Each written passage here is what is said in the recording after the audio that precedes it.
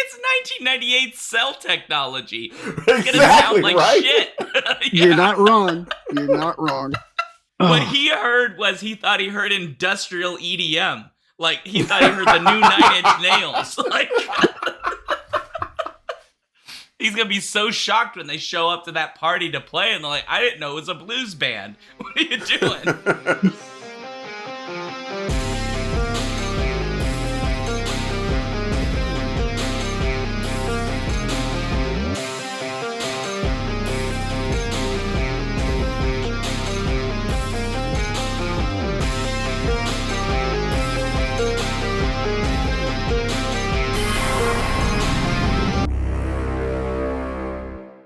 Hello, and welcome to the Skiffy and Fandy Show's Torture Cinema, the Holiday Special.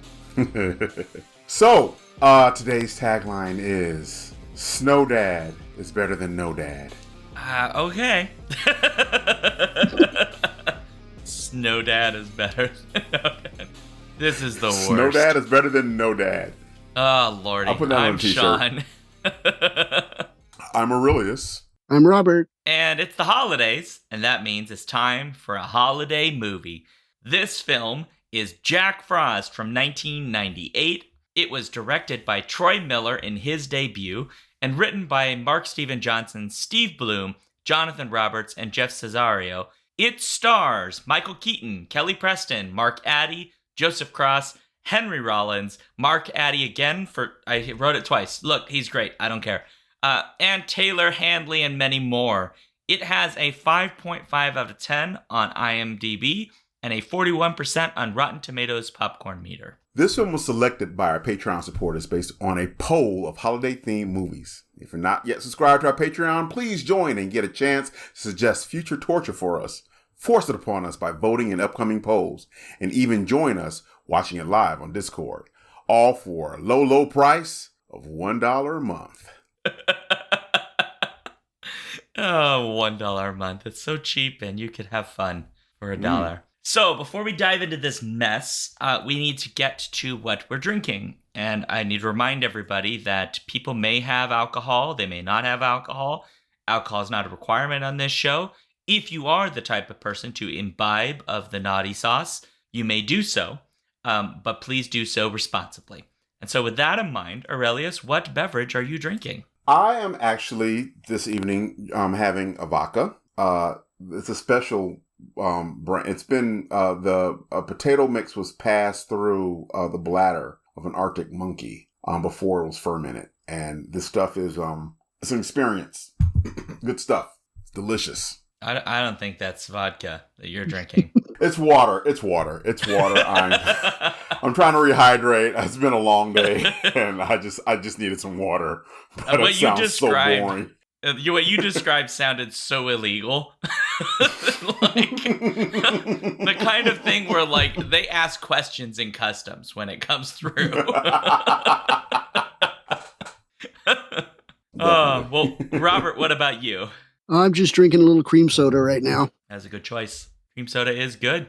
Yeah. How about you, Sean? I made a holiday-themed beverage.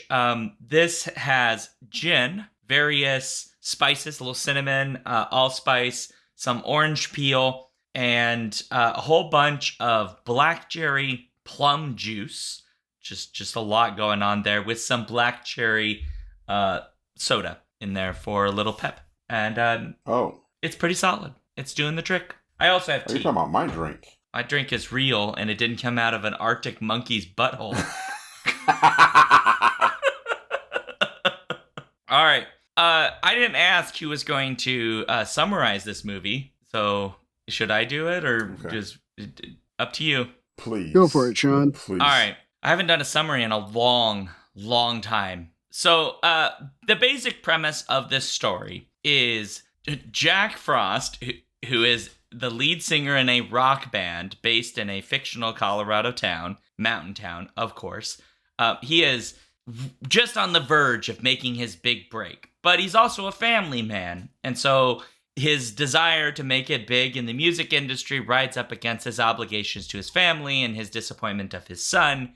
His son wants to be a hockey player and all of these things, loves his daddy. He's a great dad, but he's just got this music thing.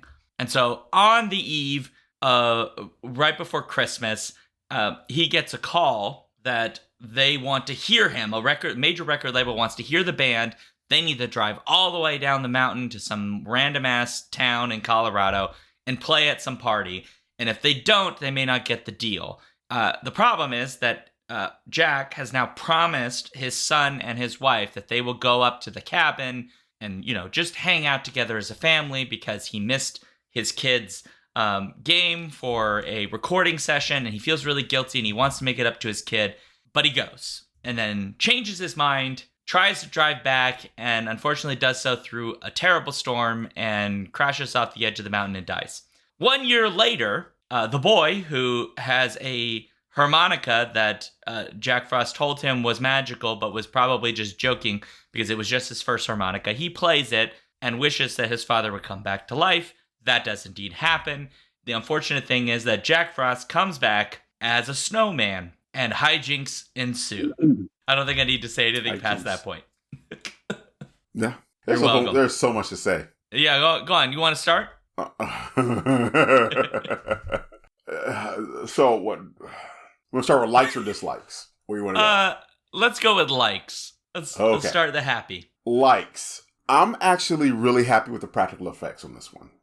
Coming from an age where every time something amazing is happening in a movie, it's CGI, and there were some CGI in this movie. The snowman itself was very believable. It did have some CGI aid. But my other favorite part about this movie is the snowball fight at the beginning of the movie, where like the snowball fight is far too dramatic. Like these kids don't really feel like they're having fun. Nobody's having fun. And so Jack's kid comes in, right? What's his name? Charlie. Charlie. What was that? Charlie. Yes, Charlie. Charlie comes in and they're like, oh, they're killing us. They're throwing so many snowballs. And apparently if they get hit with a snowball, they die. I don't know what it is, but they're super scared to get hit by a snowball.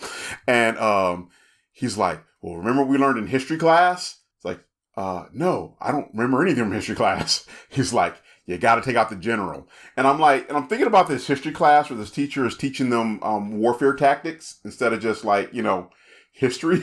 Yeah. Just like I just saw this history teacher's like, cut off the head and the snake will die. It was like, yeah. But I think that was probably one of my favorite parts of the movie, like this beginning snowball fight. That was just far too dramatic. They had the one kid in the middle of the field that keeps getting hit by the sniper like Full Metal Jacket.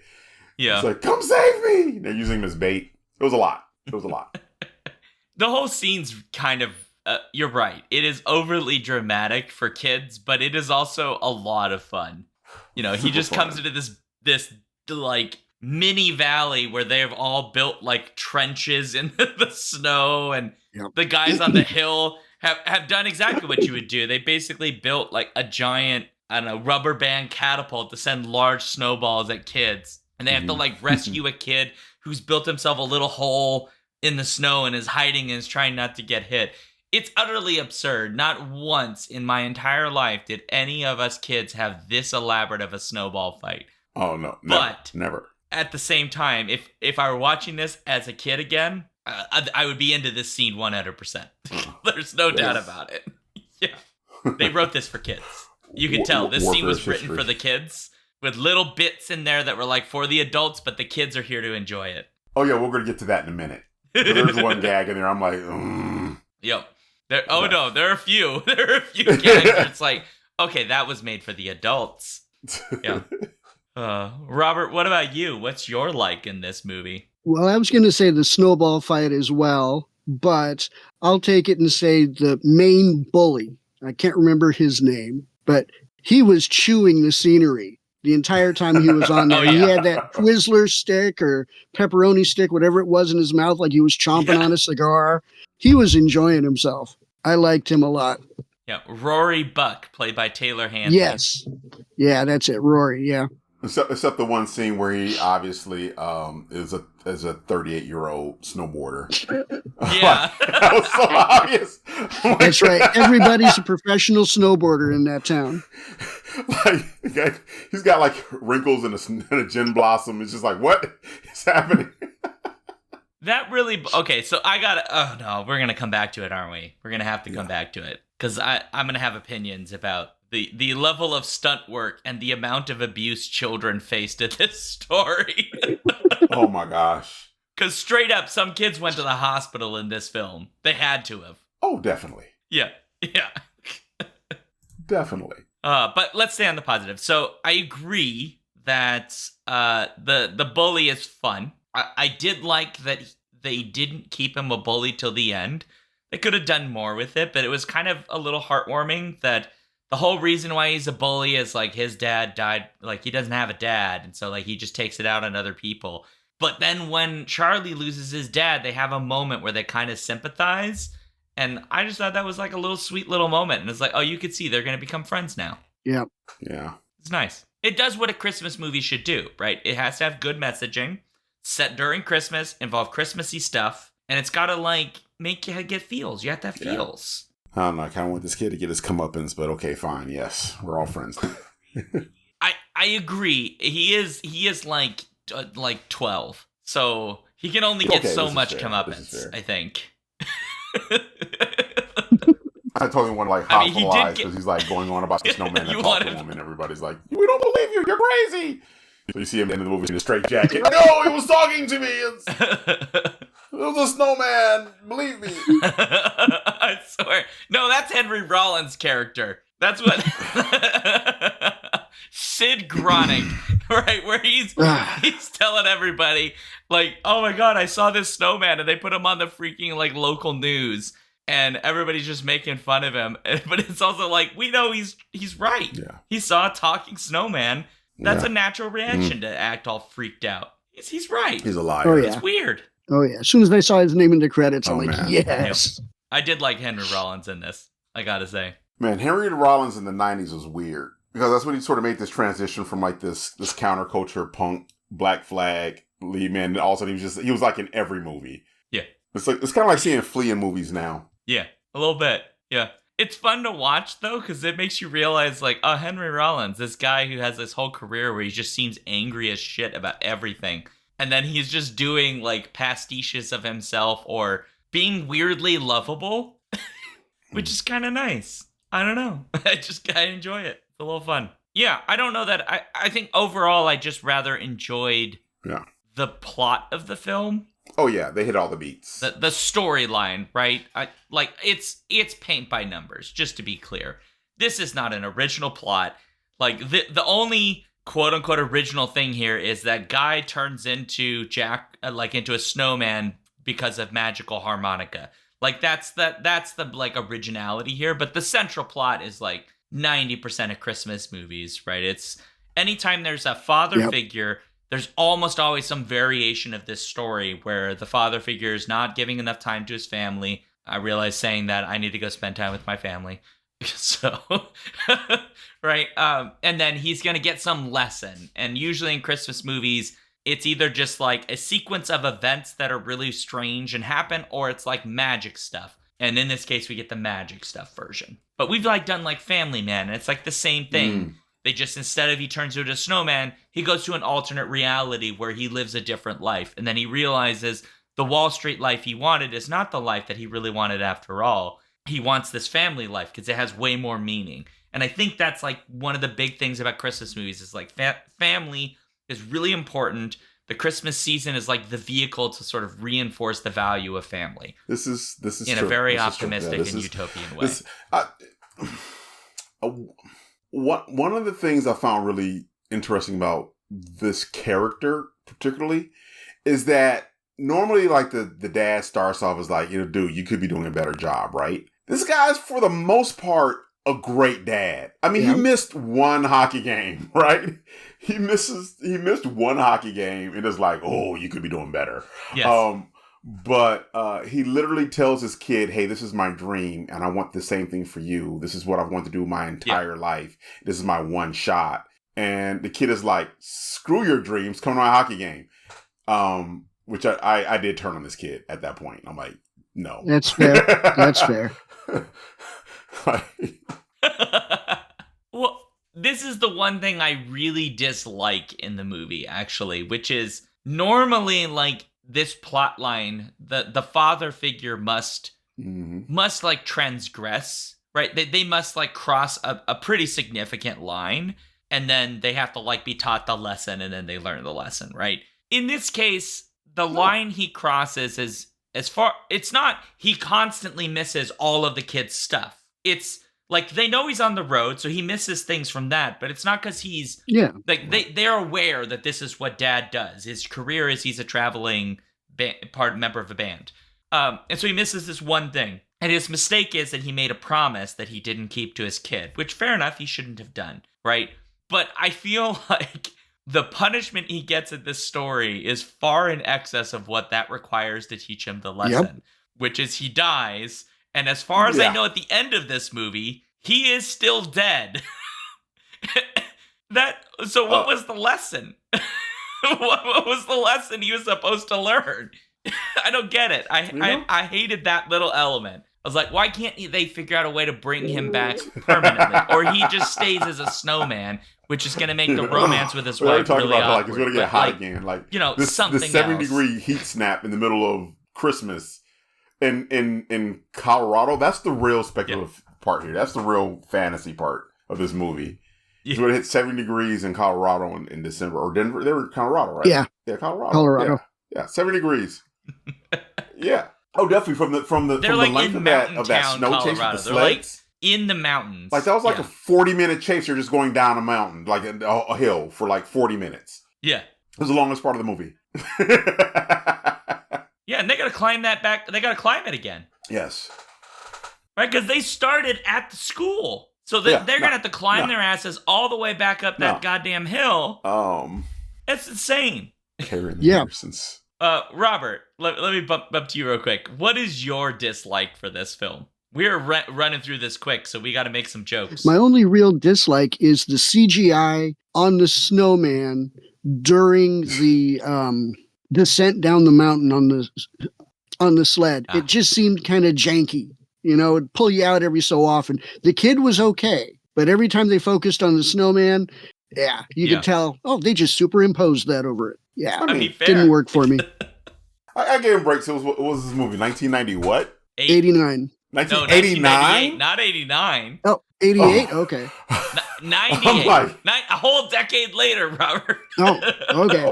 98. 1989, no. 1989, that was $1 billion movie. Yeah, if it looked this good in 1989, you have nothing to complain about, Robert, at all. Spielberg hadn't even made Jurassic Park yet. That's true. Yeah, but you're right. But that whole sequence is ridiculous, right? When you look at that whole thing, right? That it's this chase, but it's like a chase that goes on for literal miles. And out of nowhere, all of these kids on snowboards are like frickin' Shaun White from the Olympics, like doing sick tricks and stuff. And all this nuts stuff. And it's like, I believe that you could have a 12-year-old that's pretty darn good at snowboarding. But I don't buy you got a bunch of delinquent 12-year-olds who are like capable of staging a long chase downhill, chasing another kid and a snowman in a old-timey wooden sled. And then on top of that, right, that when they fall in these most brutal of ways, not a single one of them walks away with broken bones. I don't buy it. And they had all the different vehicles, like the wagon with the sleds, with the skis on it and everything, basket full of snowballs in the back. Yeah, that was just what? Somebody took the time to make a basket and just put snowballs in it in case they had to do a sled chase. They needed... Got to be ready Mountain Town drive-by.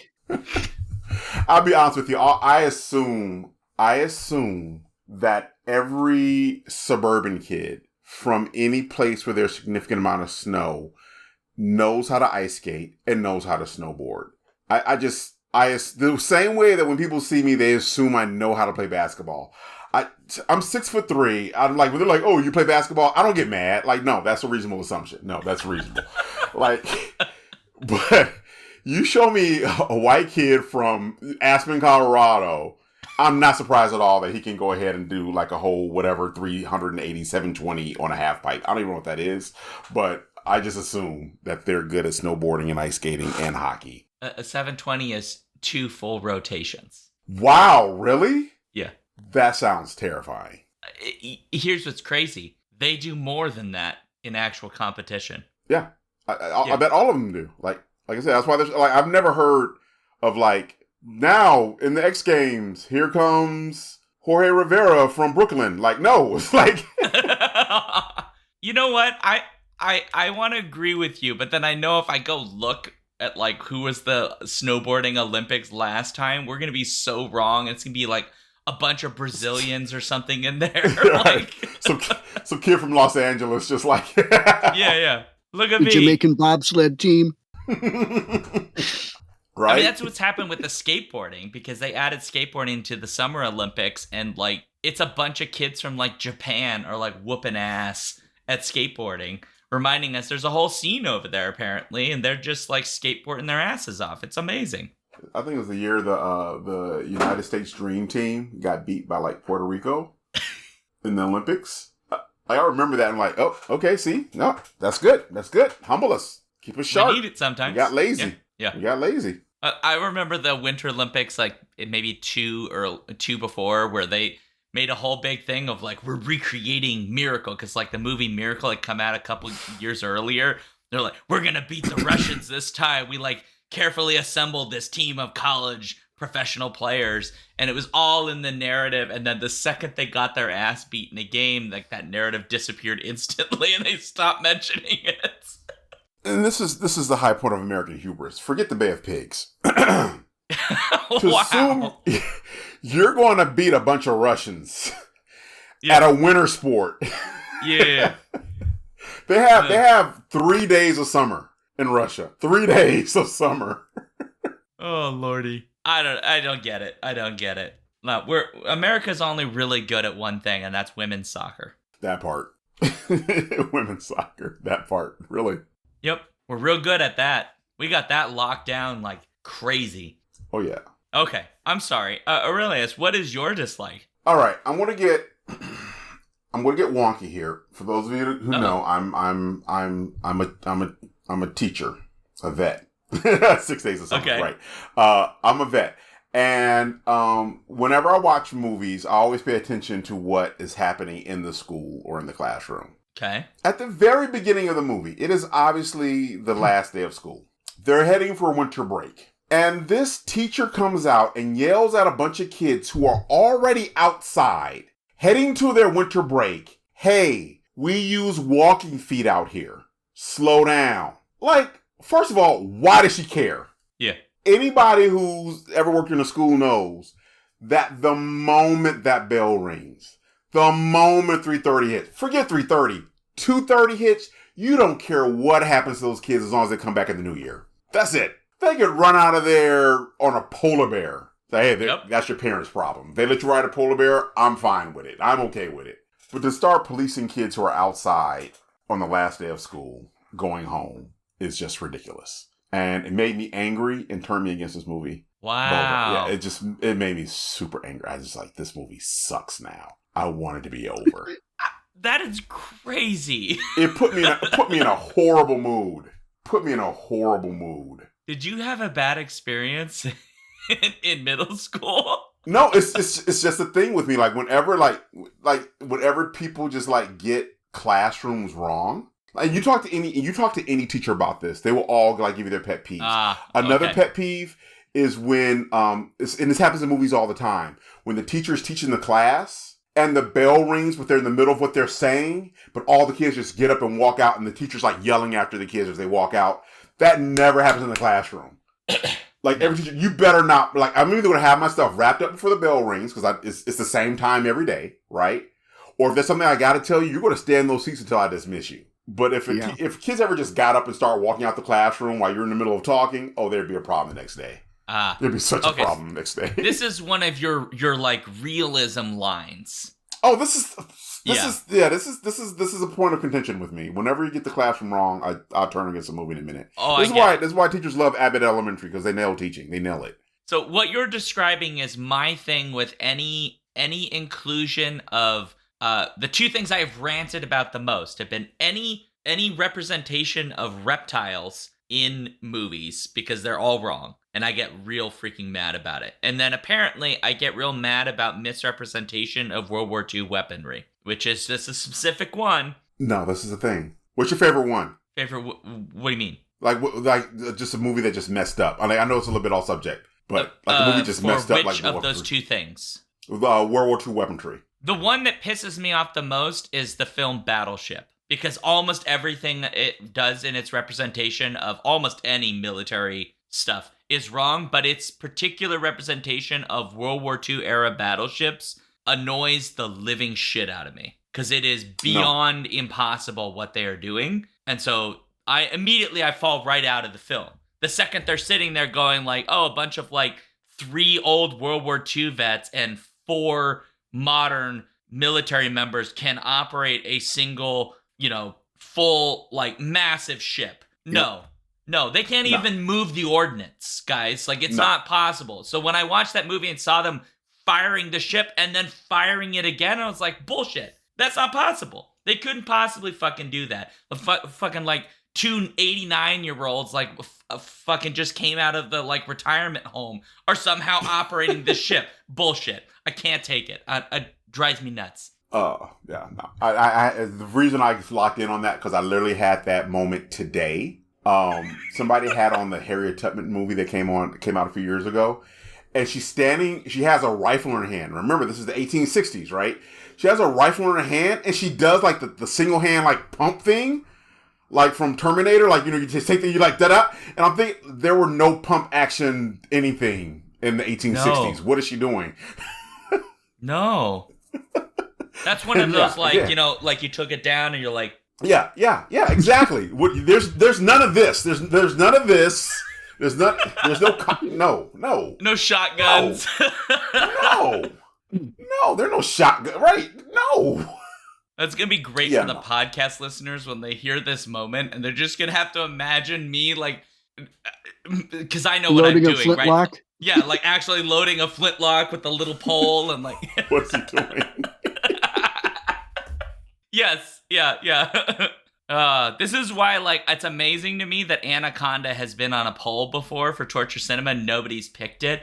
Because I 100% guarantee you I'm going to rant repeatedly about that movie. Oh, wow. Yeah, Anaconda had a lot of issues. But everything about Anaconda is wrong. Next time it's on the poll, you people vote for it. Pay attention. If you want to see me mad about misrepresentation of snakes, this is the one to go.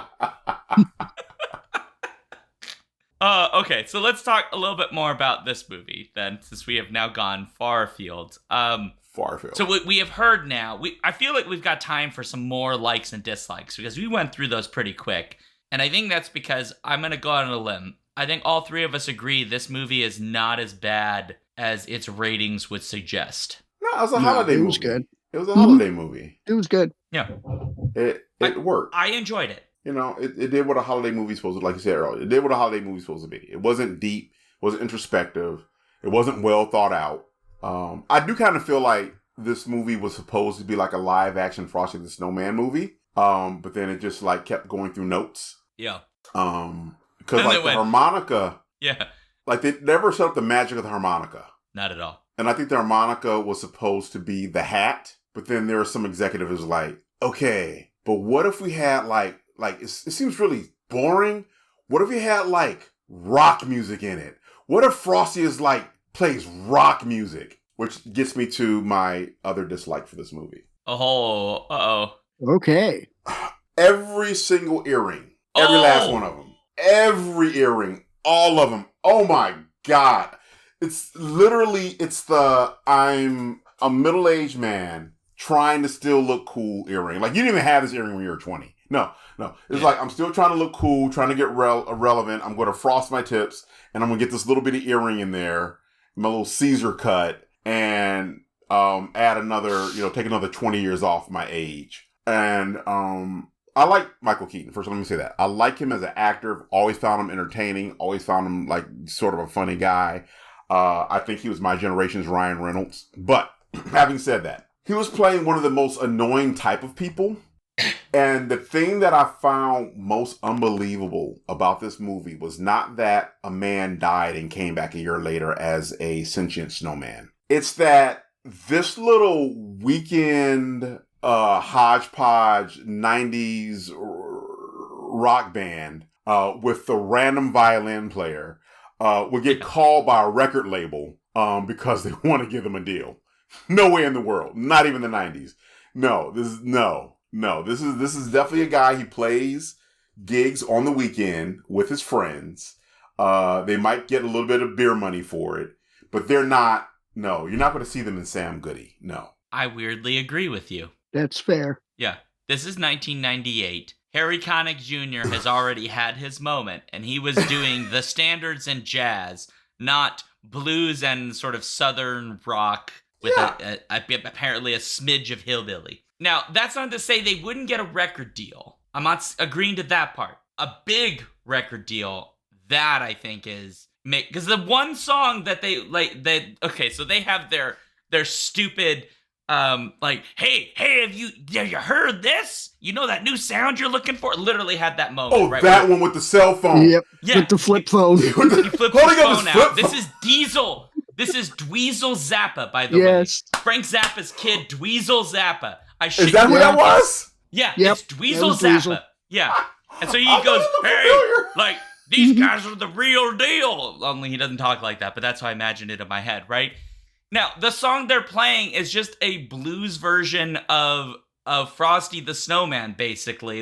It's just gussied up lyrics, and it's like a perfectly fine version. If I were there, I'd probably be having a good time, enjoying the music. But let's be real frank. The only time of year this song hits the charts is Christmas time. Right? This is not the thing you bank the entire album on, and yet it's the thing that they start with, right? And so this is why I think they might get a label to take them on, but they're not the kind of band that is filling in stadiums. Maybe all they get is they can tour as opening acts or maybe smaller venues, and they'll make okay money, but they're not the kind of hitting the top charts and they're going to be Harry Connick Jr. He's going to have his own talk show by the end of the decade. That's not happening here. No, definitely not. Definitely not. And I could not help but spend the entire time looking at that and just thinking about what that sounded like on the other end of that phone. All you hear is, this is the sound you're looking for. And it's like,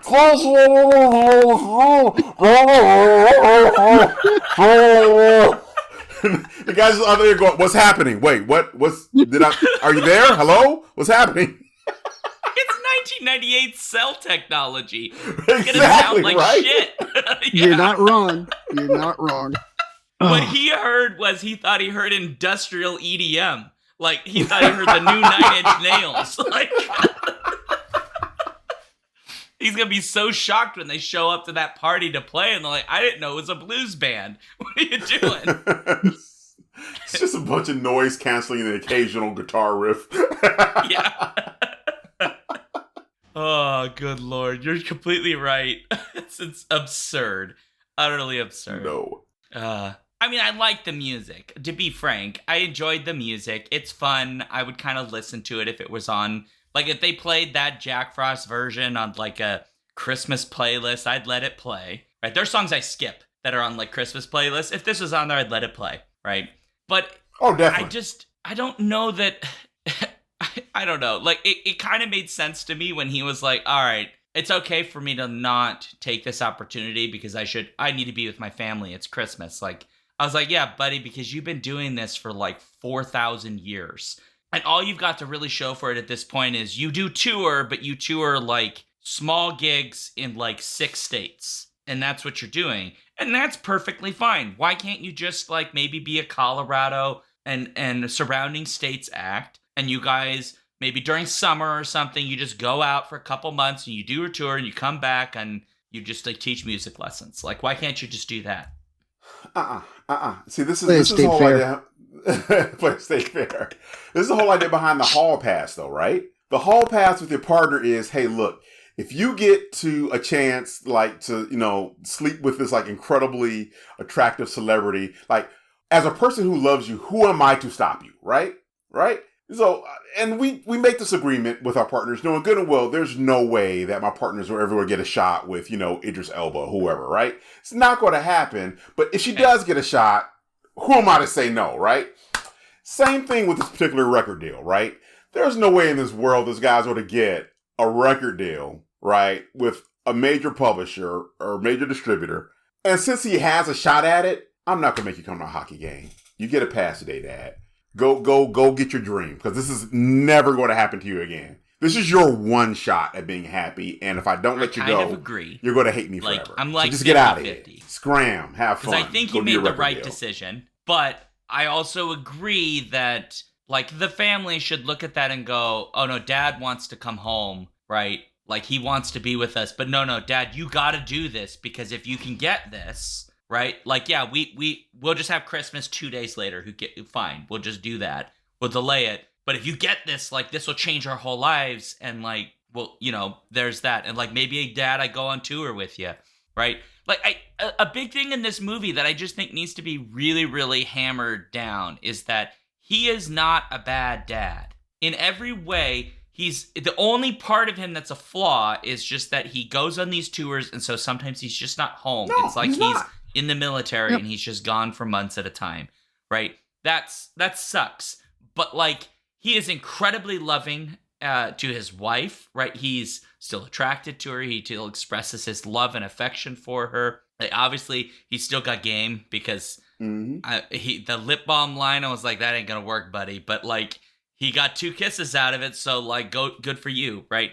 He's great to his kid. He's good at communicating with his kid. He shows his kid love. Yeah, he misses some of these events. To me, he's a good dad. He didn't deserve to die. Like, whatever fates are involved in the universe, they should just bring him back at the end. That's just it. They should bring him back. That's bullshit. Oh, yeah, you're right. Uh-oh. It is that. Oh, except there's one really horrible, like, jerk move he pulled.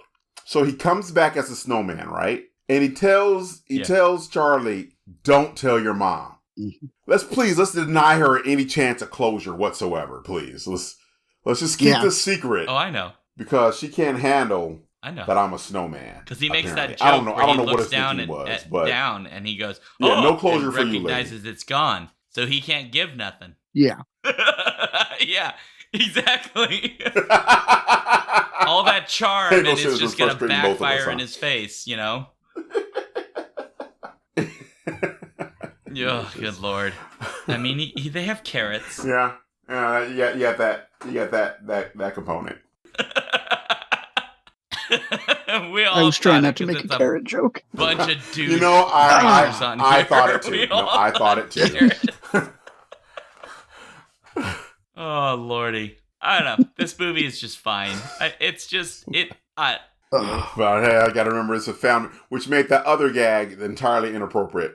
Like, this is a family movie. What are you guys doing? Oh, but they don't have any. Yeah, I mean, they don't have to have any. What would it be? No, I don't want to ask that question. Never mind. Well, here's the thing about it. But here's the thing about it. Snowman boobs. They went there. He does give snowman boobies. Yeah. And Robert, to your point, there were CGI snowman boobs. Yes. They were. What's that? Which are the worst kind. Yeah. Yeah, it was weird. Yeah. It was cringe. Yes. They're kids watching. That joke did not need to happen. Yeah, no, not at all. Not at all. No. Not at all. There were only a handful of those that did not need to happen, and they were all sex jokes. Oh, yeah. Yes, they were a handful. I wonder how much of this movie was ad-libbed by Keaton. Robert, you sick bastard. Oh, wow.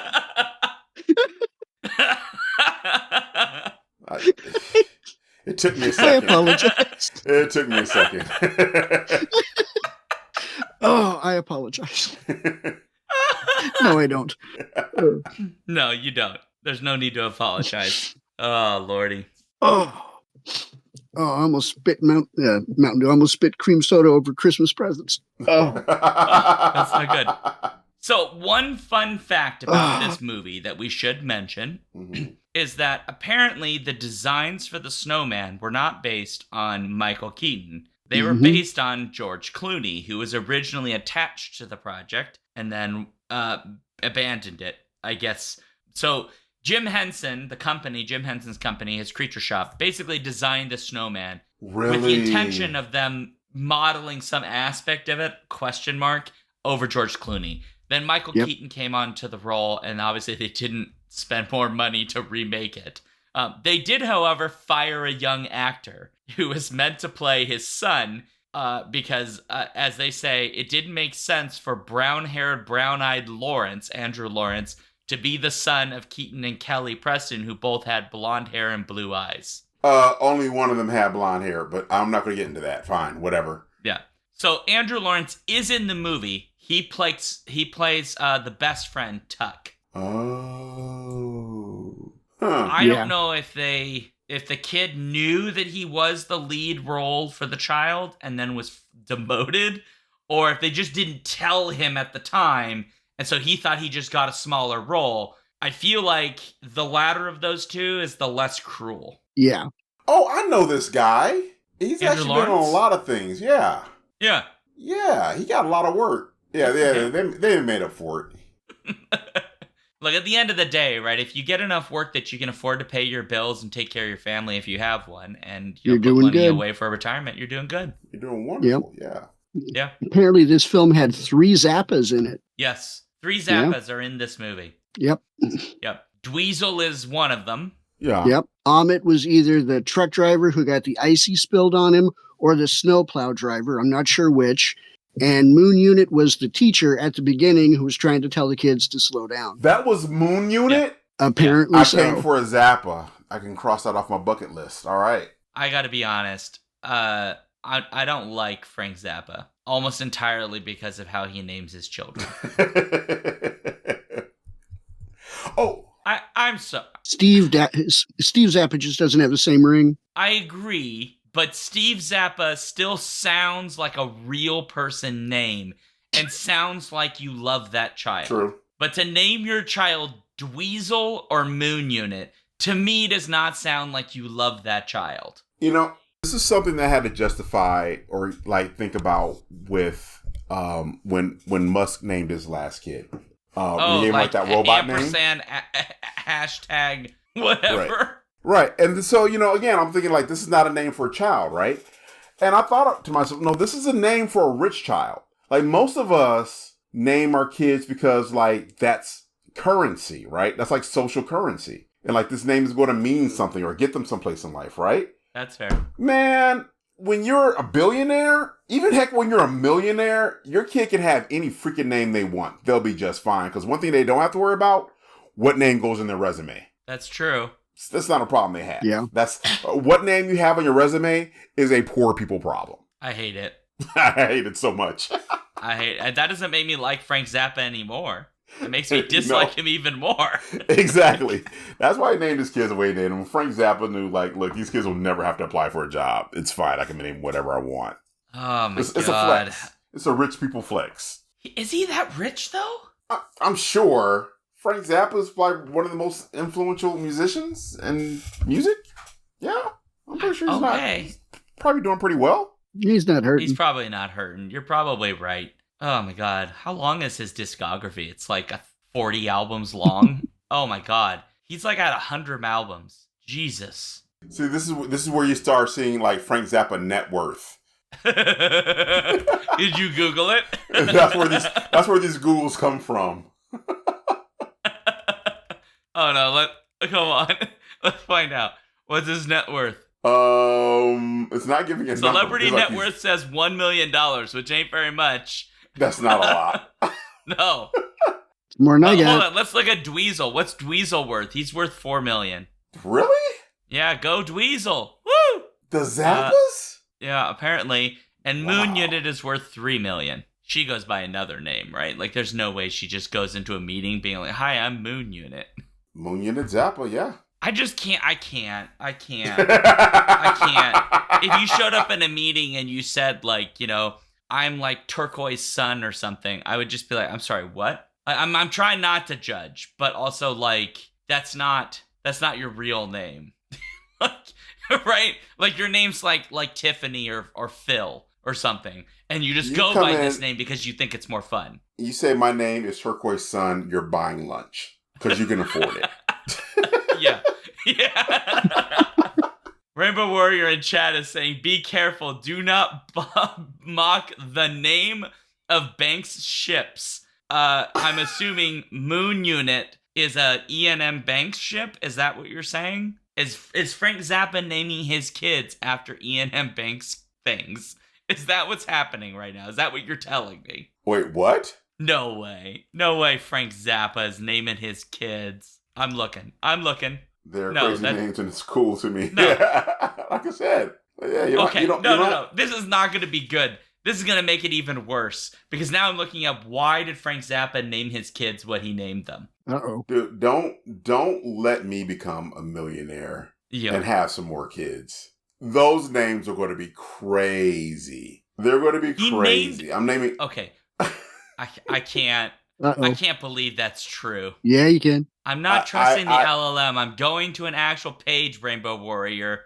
That can't be where his name comes from. It can't be. Dweezil was a nickname coined by Frank Zappa for a funny-looking pinky toe of Gales, who I assume is his wife. Yes. He named his child after a toenail. After a funny-looking toe. Okay, I'll give you that one. That's pretty bad. That's kind of jeez. Oh my god! Wow. When your dad is your biggest op. So, no, it gets worse. So apparently, his actual name is not Dweezil. It's Ian Donald Calvin Euclid Zappa. When he was called Dweezil as a nickname by his dad, and I guess was used enough in the note here that he didn't realize it wasn't actually his real name. He had a real name that was normal, which was, again, Ian Donald Calvin Euclid Zappa. And then he legally changed his own name to Dweezil to make it official. Okay, that makes sense. This is like when you're a person of color. I don't care which race you come from, as long as it's not white. At some point, you have to talk to your kids about who's actually their biological auntie and uncle. Like, you gotta have they just think, that's my uncle. Like, he's not actually your uncle. So that makes sense. So you called him Dweezil so much that I just thought that was my name. This is from The Real Frank Zappa book by Peter Occhiogrosso, published by Simon & Schuster. Anyway, we've learned a thing today. I don't know that we can unlearn it. And so... I mean, it's nice to know. It's not a question I ever had. I mean, he was a rock, he was a musician. The fact that he had a kid named Moon Unit is like, he's a musician, whatever, I mean, fair enough. That's fair. All right, let's get to final thoughts and a grade on this movie. So, Robert, final thought, grade, go. I'm not very into Christmas movies, so I'll go with C with it because I got to look at Kelly Preston for a while. I mean, yeah, she's beautiful. That's true. Oh, yeah. So, I would, I'm going to give this, I started at a C also, but I bump it up to a B because I got Robert Baratheon with a Caesar cut and a tiny earring. That's got to be worth something. And also, he got to have like his original accent. Because for a very long time in movies, he had to do like some really weird American accent. Like he was from some weird Philadelphia, Boston place. And he had been working for a long time before I even knew he was British. So that's another point for having his original accent. So yeah, he's a B. A B. It's a B. I give it a B. I'm going to concur. I think this is a B movie. It is perfectly fine. The plot makes sense insofar as a Christmas movie plot can make sense. It is heartwarming in parts. It has elements I don't like for sure. But there's also a lot of elements that are just good old fun in this. And I'm just happy about it. So there you go. So that leaves us with basically a B. B minus-ish, something of that territory. So there you go. Well, great, folks. That is the episode. If you'd like to let us know what you thought about this show, you can send us an email, skiffyandfanty@gmail.com. Or if you're in our Patreon Discord, you can just go into the show discussion channel and talk about this episode. Or if you just want to talk about the movie, you can go to the movies channel and talk about it there. We are on Blue Sky, Threads, Mastodon, YouTube, and more. All those are at skiffyandfanty.com. patreon.com/Skiffy Things. And then we are on, sorry, someone posted something at Rainbow Warrior says, someone posted in chat. Rainbow Warrior says, I pitied you until you attacked Frank's children. To be fair, he attacked Frank. Right, because it's not the children's fault. I don't have anything against them. To be fair, I did make the moon unit joke, so to some degree, that's not entirely Oh God, true. we're getting canceled. We're going to get canceled. I mean, at the end of the day, like, they come in and they say that they're moon unit. Like, realistically, I just have to get over it and just move on because that's what you do as an adult. But still. That's your name. Yeah. Anyway, as Paul says, I believe that children are our future. They're our age. Paul, they're not children anymore. Like Moon Unit is 58. Yeah. Like, they're pushing your age, Paul. Like, Anyway, okay. They're all grandparents. We will be back at this episode at the time of recording. It's the last one of the season. We'll be back at the beginning. The first episode will drop the beginning of February. But please note that we will be live again at the end of January and the 30th of January, 7 p.m. Central. Should be the time we're keeping at twitch.tv/alphabetstreams for our live shows if you'd like to watch them. Do let us know what you thought. Spread the word about the show. Leave reviews on the apps, etc. And then if you've got money that you do not need, please go to patreon.com/SkiffyInfanty if you are so inclined. Thank you to all of our Patreon supporters. Andrea, the Alluring, Cameron, the Chthonic, Carolyn, the Benevolent, Carrie, the Divine, Dan, the Transient, Daniel, the Cultured, David, the Debonair, JC, the Jocular, Jeff the Gracious, Joseph the Jovial, Juan the Junctional, KB the Kind, Karen the Kick-Ass, and Kat the Kinematic, Matthew the Magnificent, Paul the Pious, Phoebe the Eloquent, Robert the Riveting, Robin the Bold, Ryan the Resilient, Sarah A. Those the are mine. Sensational. No, Sarah you stop at the Sarahs. Oh. Those are mine. How dare you? No. Sarah A. the Sensational. I reached too far. Sarah E. the Sublime, Sarah O. the Rapturous, Scott the Gentleman, Stephen the Strange, Tari the Thorough, Tanya the Triumphant, Trish the Imperturbable, and Victor the Valiant. Thanks, everybody, for your support. We appreciate it. It helps us keep the lights on this thing that we don't make real money on. If you want to find me, SeanDuke.net. If you put /Duke Things, you'll find all my socials.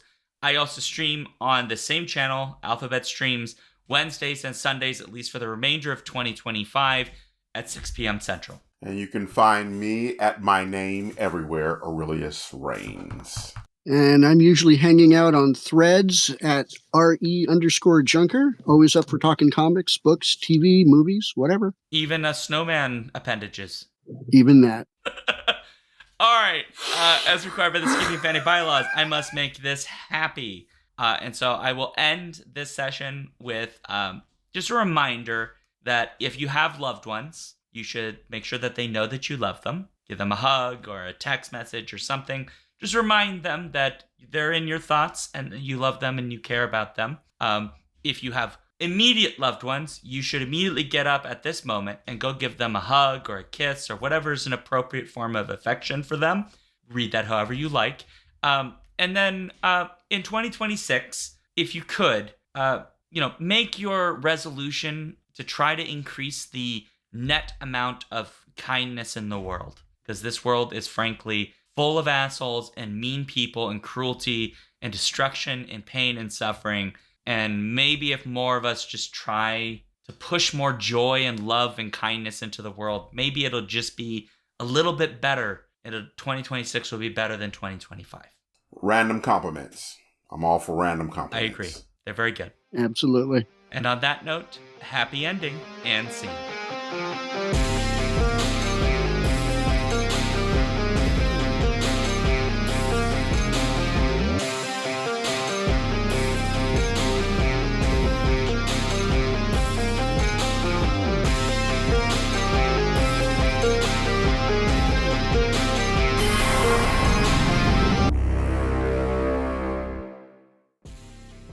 If you want to support this show, you can go to patreon.com/skiffyandfanty or skiffyandfanty.com, our website, where you can get access to all of our fancy things. Our music comes from Holy Mole. You can support him and his work at patreon.com/holymole. Thank you for listening.